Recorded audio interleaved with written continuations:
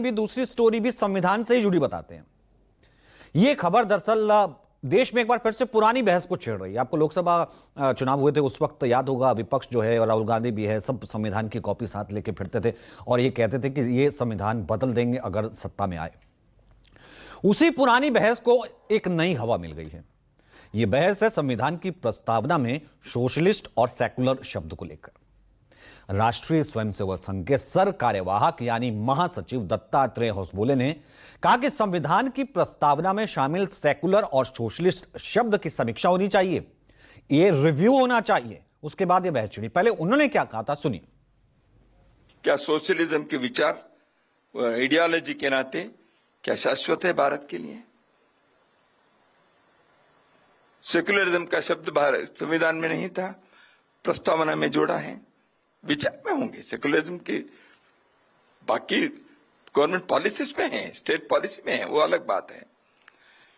तो इन दो शब्दों को प्रस्तावना में जोड़ा, बाद में इसको निकालने के प्रयत्न हुआ नहीं है।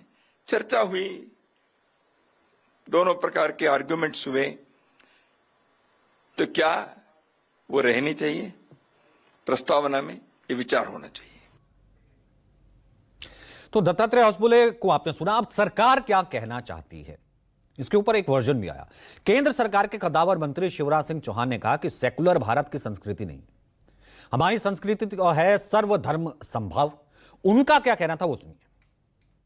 सर्वधर्म संभाव ये भारतीय संस्कृति का मूल है।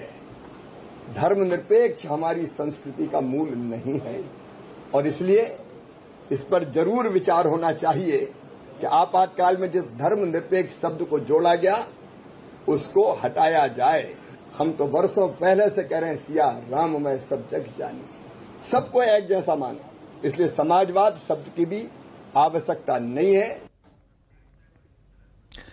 तो संविधान की प्रस्तावना से सेकुलर सोशलिस्ट शब्द की समीक्षा पर अब राहुल गांधी सामने आ गए। मैंने आपको रिलेट किया ना 2024 के चुनाव में, जिस वक्त ये लोकसभा चुनाव में पूरा नैरेटिव सेट किया जाता। राहुल गांधी ने एक्स पर पोस्ट करते हुए कहा कि आरएसएस का नकाब फिर से उतर गया।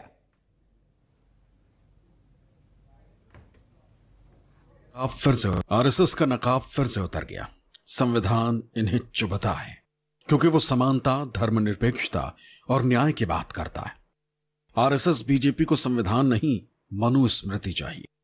ये बहुजनों और गरीबों से उनके अधिकार छीनकर उन्हें दोबारा गुलाम बनाना चाहते हैं। संविधान जैसा ताकतवर हथियार उनसे छीनना इनका असली एजेंडा है। आरएसएस ये सपना देखना बंद करे, हम उन्हें कभी सफल नहीं होने देंगे। हर देशभक्त भारतीय आखिरी दम तक संविधान की रक्षा करेगा।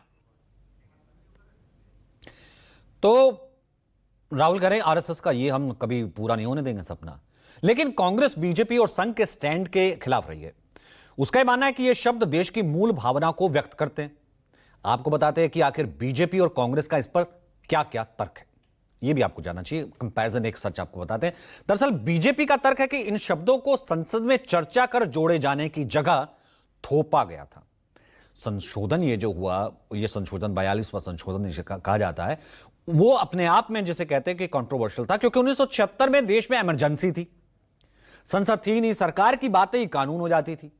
जबकि कांग्रेस का तर्क यह है कि संविधान संशोधन के जरिए इन शब्दों को जोड़ा गया, इसलिए बीजेपी इसे संवैधानिक प्रावधानों के खिलाफ मानती है। बीजेपी का कहना है कि इमरजेंसी के दौरान जब पूरा विपक्ष जेल में था तब संविधान में कैसे संशोधन हो गया, यह तो गैर संवैधानिक हुआ ना। जबकि कांग्रेस इसे संवैधानिक कहती है। बीजेपी कहती है कि यह तुष्टीकरण की राजनीति है। बेसिकली कांग्रेस का यह तर्क है कि यह शब्द समानता को दिखाता है, एकता को दिखाता है, भारत की प्रतिबद्धता को दिखाता है। वहीं बीजेपी कहती है कि यह शब्द धर्मनिरपेक्षता को बढ़ावा देता है, यानी इसके बहाने राजनीति की जाती है, धर्म विशेष की राजनीति, बाकी राजनीति ये की जाती है। जबकि कांग्रेस का यह तर्क है कि संघ और बीजेपी अपने हिंदुत्व के एजेंडे के तहत समाजवाद और धर्मनिरपेक्ष शब्दों का हमेशा से विरोध करते रहे हैं और वो इन शब्दों के इसलिए खिलाफ हैं।